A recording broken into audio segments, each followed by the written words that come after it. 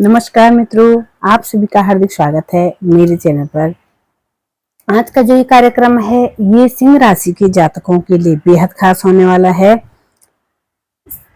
देवगुरु बृहस्पति कर्क राशि में उच्च के होने जा रहे हैं 2 जून 2026 को। 2 जून को देवताओं के गुरु आपके उच्च के हो जाएंगे आपके राशि में, और देवताओं के गुरु जब उच्च के हो जाते हैं तो आपके 12th हाउस में सिंह राशि से, तो आपके जीवन में इसका क्या प्रभाव पड़ेगा ये जानिए कि आपकी दिनचर्या पे प्रभाव पड़ेगा। मैं आपसे ये भी बताऊंगी कि पूरे वर्ष ये देवगुरु का जो राशि परिवर्तन है ये आपके लिए कैसे रहेगा। 12th हाउस किस चीज का होता है, 12th हाउस में आ रहे हैं देवगुरु बृहस्पति की जहां दृष्टि पड़ेगी वो किस चीज का है, आपके जीवन पर उसका क्या प्रभाव पड़ने वाला है, ये सब कुछ मैं डिटेल्स में बताने वाली हूँ। कृपया वीडियो को अंत तक जरूर देखिएगा। चैनल पर पहली बार हो तो चैनल को सब्सक्राइब जरूर कीजिएगा। ये देवताओं के गुरु का महापरिवर्तन है। 2 जून से लेकर के 31 अक्टूबर 2026 तक देवगुरु बृहस्पति इसी राशि में रहने वाले हैं। तो ये राशिफल आपके चंद्र और लग्न राशि पर आधारित है। आप इसको अपने प्रचलित नाम राशि के आधार पर भी आप इस राशिफल को देख सकते हैं। सिंह राशि है आपकी और आपके राशि से 12th हाउस में यानी द्वादश भाव में देवगुरु बृहस्पति का राशि परिवर्तन हो रहा है। अभी तक देवगुरु बृहस्पति आपके एकादश भाव में थे और अब देवगुरु बृहस्पति आपके द्वादश भाव में चले गए हैं यानी 12th हाउस में। 12th हाउस होता है सबसे पहले एक्सपेंसेस का होता है, हमारे खर्चों का होता है, हमारे हाथ से जो भी निकलता है वो 12th हाउस है। 12th हाउस हमारे मोक्ष का भी माना जाता है, 12वां भाव स्पिरिचुअल का माना जाता है, 12वां भाव हॉस्पिटल का भी माना जाता है, 12वां भाव विदेश का होता है, फॉरेन कनेक्टिविटी का भी होता है, फॉरेन चीजों का 12th हाउस माना जाता है। जैसे मैंने आपको बताया कि इसके साथ साथ स्पिरिचुअलिटी का भी माना जाता है 12th हाउस। जो भी चीज हम त्याग कर रहे हैं, जैसे हमारे हाथ में कुछ हो रहा है हम उसको दान कर रहे हैं तो वो हमारा 12th हाउस है। हमारे हाथ में कुछ है हमने दे दिया तो वो हमारा 12वां भाव होता है। और वहां पर बृहस्पति आ रहे हैं, कहाँ कहाँ के स्वामी होते हैं, आपके पंचम के स्वामी और आपके अष्टम के स्वामी हैं और द्वादश भाव में आ रहे हैं।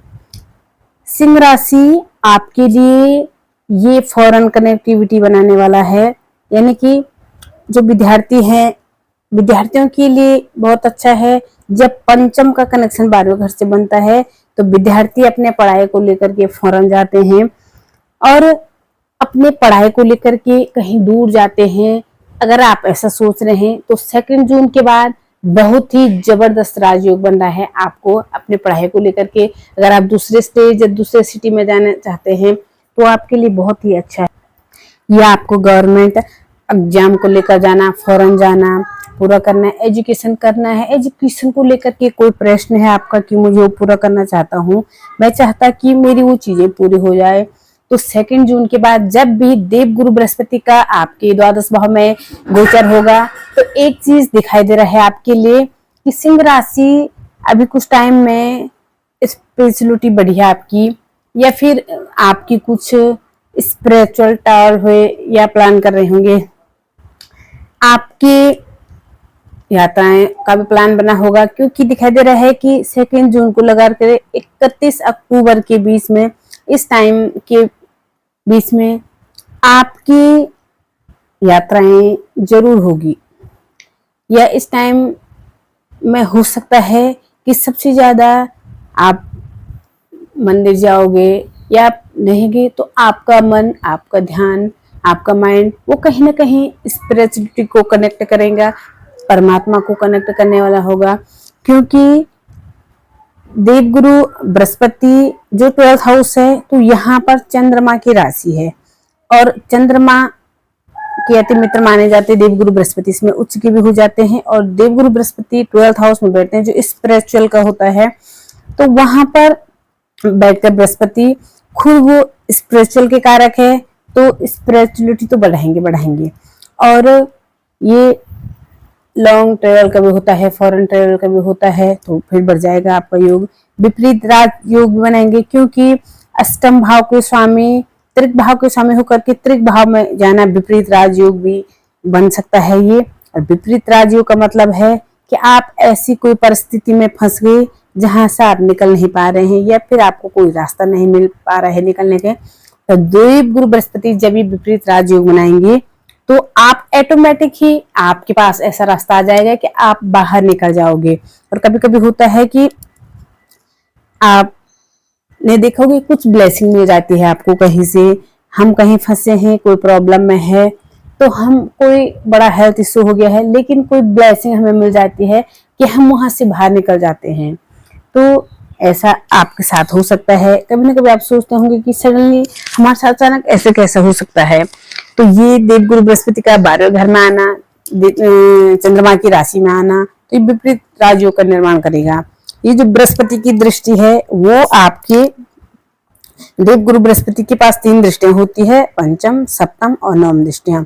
सप्तम दृष्टि आपके छठे भाव पर पड़ेगी, 5वीं दृष्टि आपके चतुर्थ भाव पर पड़ेगी और 9वीं दृष्टि अष्टम भाव पर पड़े। सबसे पहले जो 5वीं दृष्टि है चतुर्थ भाव में पड़ रही है, तो आप ये हो सकता है आपके साथ में देवगुरु बृहस्पति का 5वीं दृष्टि से चौथे घर में देखना। और चौथा घर जो होता है सुख सुविधाओं का होता है, प्रॉपर्टी जमीन जायदाद का होता है, गाड़ी वाहन का होता है और माता का भी होता है, मदर हाउस भी होता है, 4th हाउस। तो 4th हाउस में बृहस्पति का देखना, या तो आप कोई प्रॉपर्टी बनाओगे, आपने कोई जमीन लेने की सोच रही है तो आप ले सकते हैं, प्रॉपर्टी परचेस कर रहे हैं तो ये भी कहीं ना कहीं कुछ ना कुछ डील आप कर रहे हैं ये, तो कोई वाहन अगर आप परचेस जरूर करोगे। इन सब चीजों में से 4th हाउस से रिलेटेड, चाहे जमीन खरीदो, चाहे प्रॉपर्टी में डील करो, चाहे कोई गाड़ी खरीदो, वाहन खरीदो, कुछ ना कुछ छोटा वाहन बड़ा वाहन आप जरूर खरीद सकते हो। वो चाहे छोटा हो या बड़ा हो, बहुत बड़ा हो, ये मायने नहीं रखता है। ये मायने रखता है कि आप ऐसे जरूर लगे। 4th हाउस एक्टिव होगा। चतुर्थ भाव पर जब भी देवगुरु की उच्च की दृष्टि पड़ेगी तो बहुत अच्छा है। और छठे घर पर भी देवगुरु बृहस्पति की दृष्टि पड़े, पॉलिटिक्स होगी, शत्रु भी आपके बहुत बनेंगे, कोई संदेह नहीं इसमें, शत्रु नहीं बनेंगे। छठे घर पर दृष्टि, शत्रु भी बनेंगे आपके। और शत्रु तभी बनते हैं जब आप सक्सेस होते हैं, तो ऐसे ही शत्रु नहीं बनते हैं।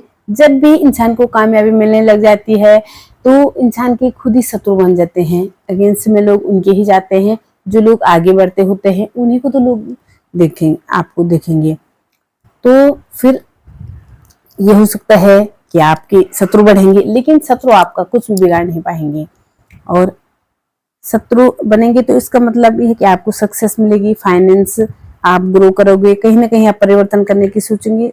शत्रु आपको गिराने का प्रयास करेंगे लेकिन वो आपका कुछ भी नहीं कर पाएंगे, क्योंकि इसके साथ साथ बृहस्पति की जो 9वीं दृष्टि है वो अष्टम भाव पर भी पड़े है, तो स्पिरिचुअली कनेक्टेड हो जाएंगे आप। 8th हाउस ऑकल्ट का होता है, 8th हाउस हमारे डीप नॉलेज का होता है, ऑकल्ट नॉलेज का होता है।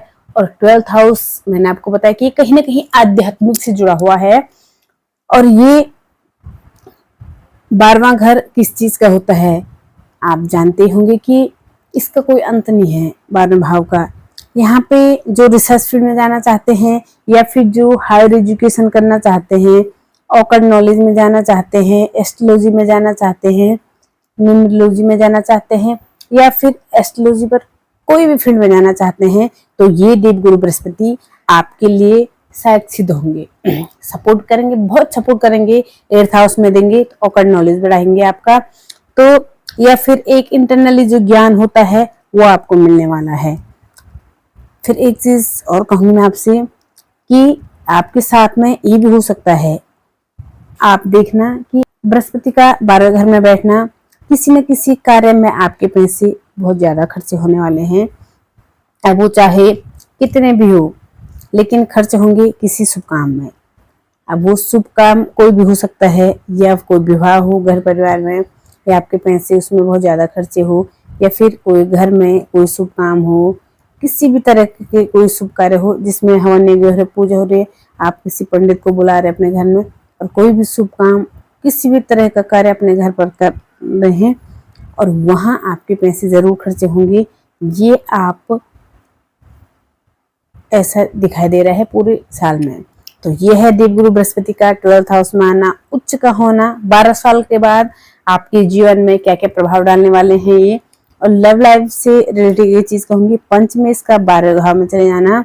आपको कोई रिश्ता ऐसा बन सकता है जो कोई पेंडिंग है, मतलब कि कुछ न कुछ, हालांकि हर रिश्ता में कुछ जो एक दिन में आए, नोकझोंक हो गई, चले गए, उनका कार्य होता है। कार्मिक कनेक्शन ऐसे होता है जो बहुत लंबे समय तक हमसे जुड़ता है, हमको बदलता है, हमको चेंज करता है हमारे जीवन को, वो कार्मिक कनेक्शन बनने वाला है। ऐसा कहीं आपकी लाइफ में हो सकता है। क्या करना चाहिए आपको? सिंह राशि, सबसे पहले आपको सूर्य को जल चढ़ाना चाहिए, क्योंकि सूर्य देव आपके इष्ट हैं। और सूर्य को जल चढ़ाइएगा, सूर्य के बीज मंत्रों का जाप कीजिएगा, जितना हो सके भगवान शिव की पूजा कीजिएगा, आपके लिए और भी उत्तम रहेगा। हनुमान चालीसा करते हैं, आपके लिए और भी अच्छा रहेगा, क्योंकि बजरंगबली भी आपके इष्ट हैं, भाग्य के स्वामी मंगल होते हैं। तो जितने अपने भाग्य को प्रबल करेंगे उतना आपके लिए और भी अच्छा रहेगा।